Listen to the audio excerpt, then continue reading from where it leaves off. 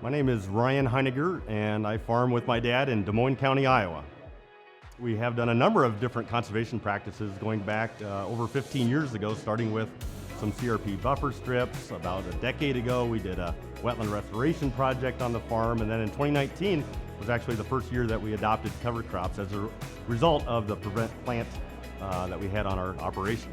To me, it's been an interesting adventure, and like a lot of father-son dynamics, to challenge each other and to look for some advantages. And it's still very much a work in progress. But there's not one single benefit from cover crops that we're looking at. It's really the whole operation: our soil, our weed suppression, getting moisture out in the spring, trying to keep moisture in later in the summer. And so we're seeing some of those results come through. It's trying to be adaptive. It's trying to share ideas for the future.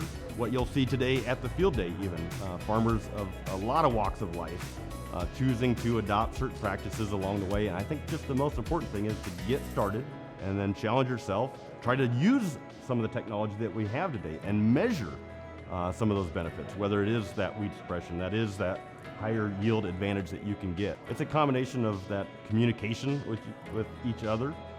My father, as the lead of the operation, right, is the toughest customer to sell on why these practices are beneficial.